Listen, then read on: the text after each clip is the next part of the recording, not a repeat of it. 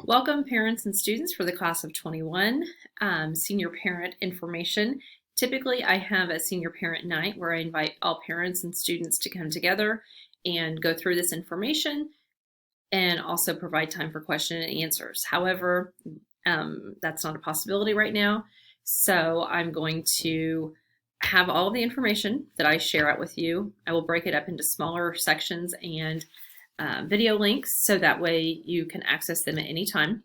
So by now, each of you should have your yellow folder, and your yellow folder has everything that I'm going to cover tonight. It's specific to each individual student because it has your name, your career cruising information, as well as a copy of your transcript. So let's go ahead and get started.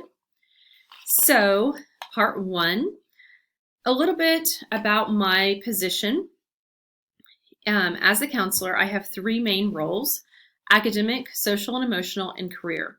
And by now you know each one of those components can look a lot differently depending on the situation.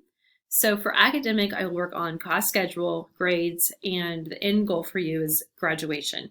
So you guys are my very first class that I started here when you were freshmen. It was my first year here too. So we've worked really hard together to get towards working towards graduation and making sure that everything is exactly the way it needs to be. The second component is social and emotional.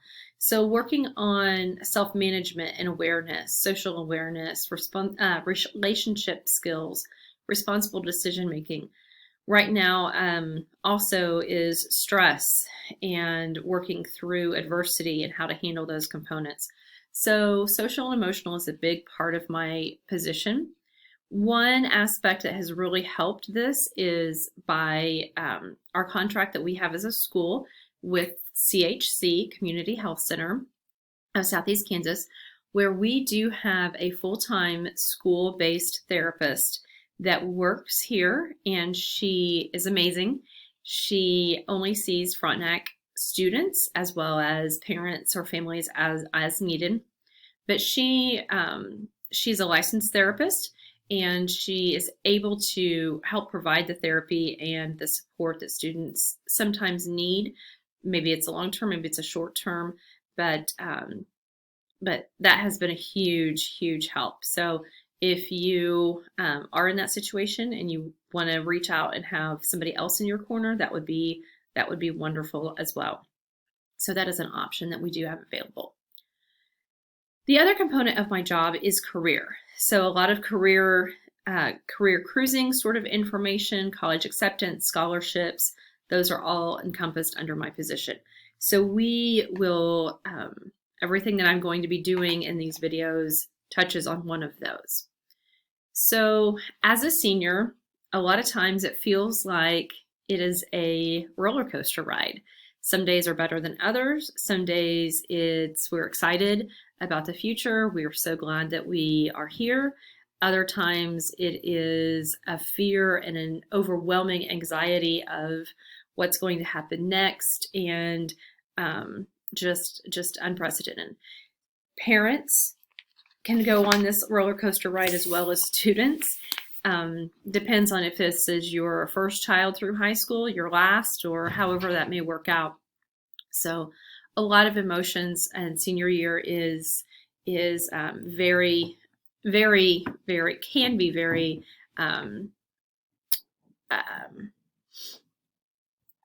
anxious for a lot of people, can be very exciting for a lot of people. So kind of a roller coaster. I also like emojis. Some days I feel like I'm every single one of those. So that's okay. And we will continue to get through it together.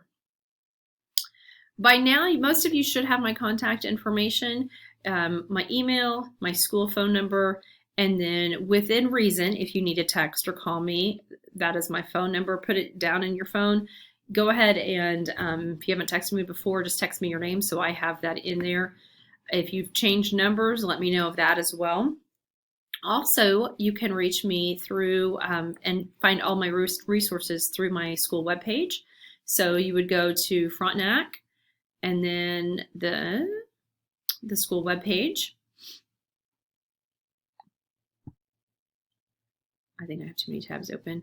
Then you go to students, scroll down to FHS counselor, and this is being updated as we speak because there are some things that need to be added to it after this video. These videos are over.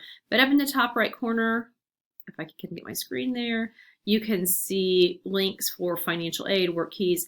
So you would be going there and then having access to everything that I'm going to be doing and sharing. Right now it's not updated because I don't have the videos finished yet, but as soon as I do, they will be up there. So that is another way that you can touch base with me. On to slide 6, our graduation requirements. Students, you are required to have 28 credits in order to graduate, and they are divided up in that category.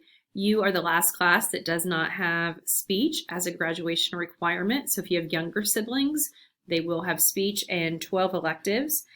Most of you will finish with well over the 28 credits that are required to graduate, but they are divided there. Many parents and students are asking about timeline. What do I need to do, how, and when? So biggest thing I can say is work on having your personal Google account, personal Gmail. I'm saying Gmail because that is usually easiest at the very end of the year to get everything synced over from your school email to that email. So have an appropriate personal Gmail account. An appropriate account is key as well because you want to represent yourself well. You'd be using this email address for college applications, scholarships, correspondence, that sort of thing. So you don't want something inappropriate or that doesn't suit you well. So have a choice that ends up looking well. All right. Also ACT. Excuse me. Okay, so also ACT. Several of you have already taken that. Some of you need to retake it. Some of you never need to take it again, or never need to take it at all. So knowing when and what you need to do. College visits, career options, attending college presentations. Most of those are going to be online. But ongoing, you need to check your emails every single day. You need to have your emails checked, respond. Appropriate college visits, scholarship due dates, all sorts of stuff. On October 1st, the window for applying for your FAFSA opens up with parents, so you would do that October 1st. Christmas time is usually when a lot of students go ahead and apply to colleges because that way whenever they return from school, they would have their 7th semester transcript in order to submit to the colleges. Some colleges have a November 1st deadline. So you really need to make sure that you are checking with your college and you know what you need to do, when you need to do it by, and make sure you meet all of those deadlines.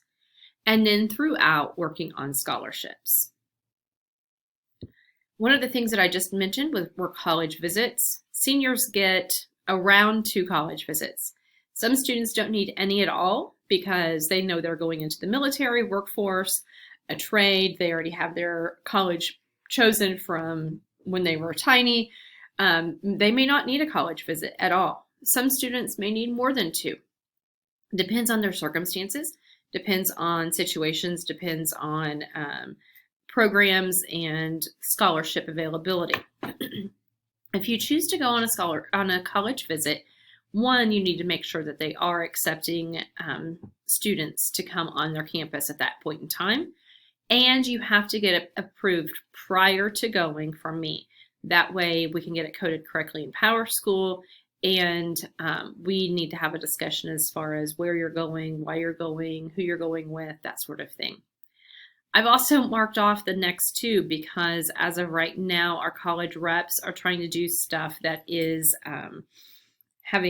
rather than coming to the schools and having online and virtual meetings and college tours. And then at this time, no group visits. I hope to be able to mark those out pretty soon. So